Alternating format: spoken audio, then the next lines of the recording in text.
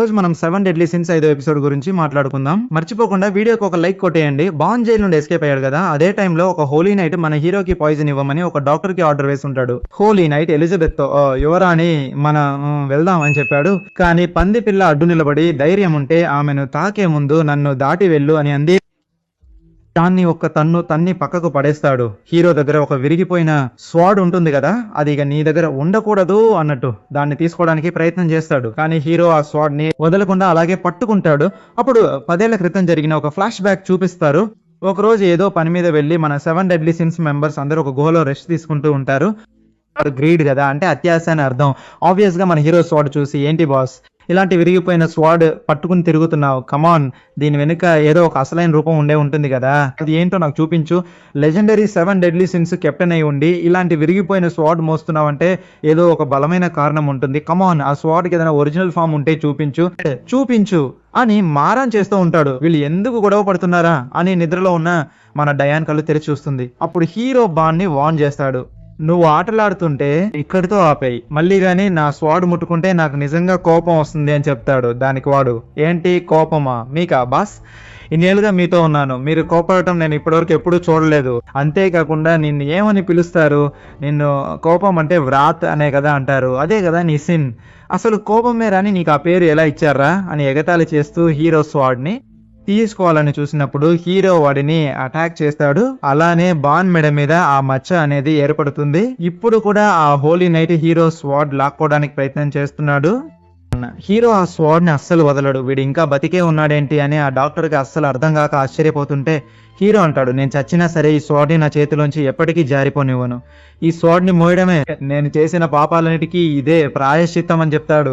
ప్రాయశ్చిత్తమా పాడుగానా, ఆ సోడా ఇటు ఇవ్వు అని లాక్కోవాలని చూసినప్పుడు హీరో ఒక సీరియస్ లుక్ ఇస్తాడు. అంతే, ఇక్కడ పంచాయతీ అని భయపడి అక్కడ నుండి వెంటనే ఎస్కేప్ అయిపోతాడు. నీకేమీ కాలేదు కదా అని ఎలిజబెత్ అడిగితే ఎలిజబెత్ వైపు చూసి ఎప్పటిలాగే చాలా సరదాగా నవ్వుతూ ఉంటాడు. ఈ రోజు ఆ డాక్టర్ పని పడతాను చూడు అని ఆ పంది డాక్టర్ వైపు తిరిగి చూస్తే డాక్టర్ అక్కడ లేడు. సరే అని హీరో అక్కడ నుండి బయలుదేరుతుంటే ఎలిజబెత్ లేదు నీకు దెబ్బ తగిలింది అని అంటుంది. దెబ్బ తగిలిందా అని కట్టు విప్పి చూస్తాడు. లేదు, అంతా తగ్గిపోయింది, నువ్వేం కంగారు పడక పిల్ల, అదంతా ఒక పెద్ద విషయమే కాదు అని హీరో ఆమెను ఓదారుస్తాడు.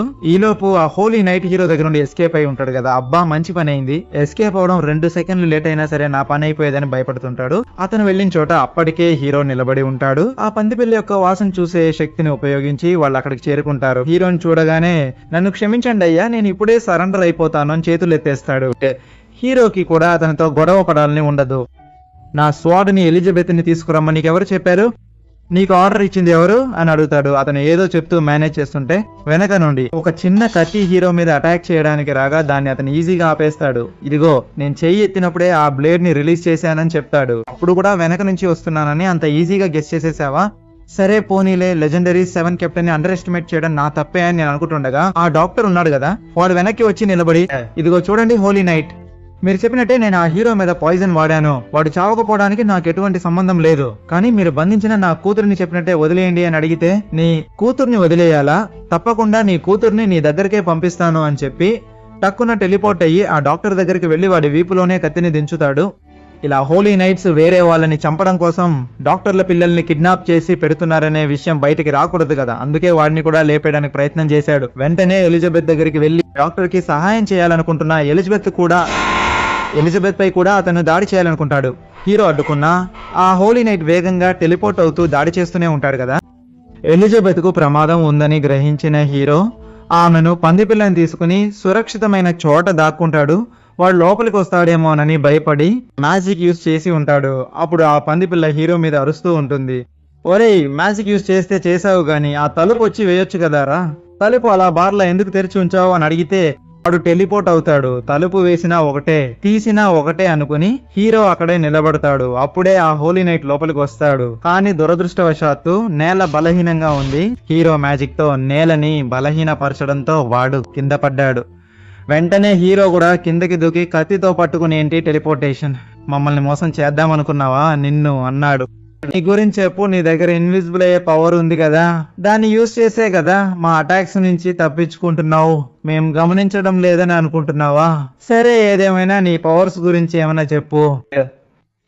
అసలు నా కత్తిని ఎలిజబెత్ని తీసుకురమ్మని నీకు ఎవరు చెప్పారు? ఆ ఆజ్ఞ ఎవరు ఇచ్చారు? అది దేనికోసం అని అడిగితే సరిగ్గా ఎలిజబెత్ ఆ పంది పిల్ల ఇద్దరు కలిసి రూమ్ లోంచి బయటకు వస్తారు. మళ్ళీ హీరో గమనించిన టైం చూసి ఆ హోలీ నైట్ కి చెందినవాడు అక్కడ నుండి ఒక గుర్రాన్ని తీసుకుని అక్కడ నుండి ఎస్కేప్ అయిపోతాడు. వీళ్ళ కళ్ళ ముందే వెళ్ళిపోయి ఉంటాడు అని అనుకుంటే హీరో పట్టుకుని ఉండొచ్చు, కానీ కావాలనే వెళ్ళనిచ్చాడు.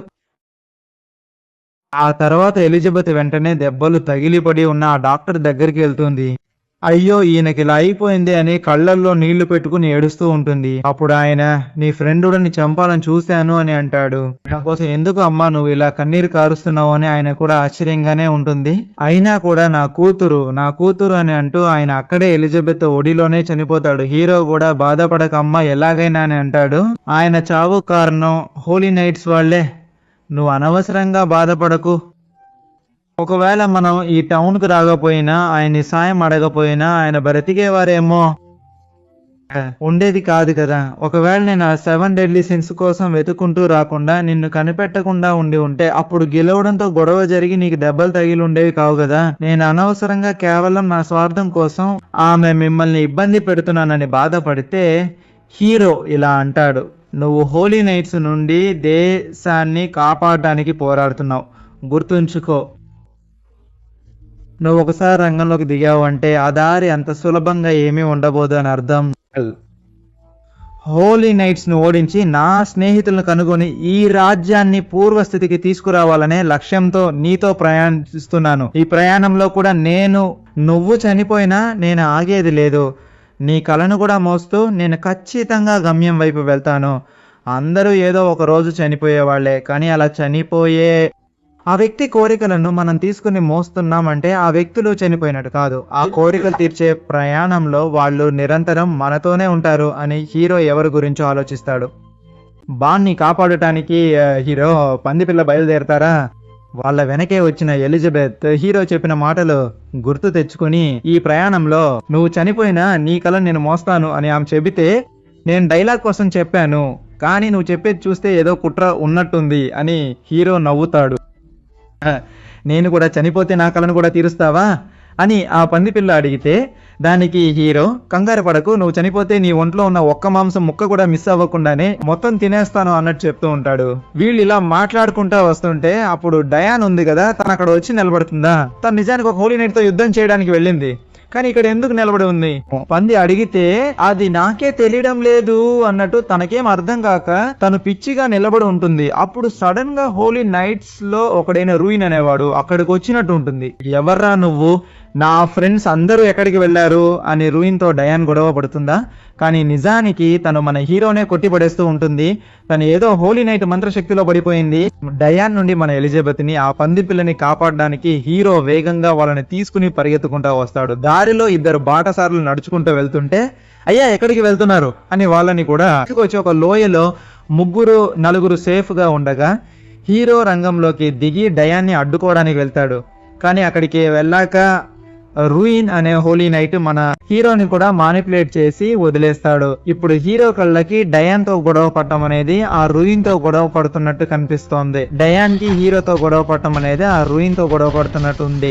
వీళ్ళిద్దరూ కొట్టుకుని చనిపోతారు. రూయిన్ మంచి ప్లానే వేశాడు. ఆ కీటకాలను ఉపయోగించే హోలీ నైట్ ఒకవైపు ఈ గొడవలన్నీ బయట నుండి చూస్తుంటుంది. అదే టైంలో ఆ ప్రిజన్ నుండి బాన్ ఎస్కేప్ అయి ఉంటాడు. అప్పుడు జూడ్ అనే ఇంకో హోలీ నైట్ అక్కడికి వస్తాడు. వీడే 5 ఏళ్ల క్రితం మన బాన్ ని పట్టుకుంది. బాన్ నిన్ను ఏళ్ళు బ్రతికించి అన్నం పెట్టింది, ఎందుకంటే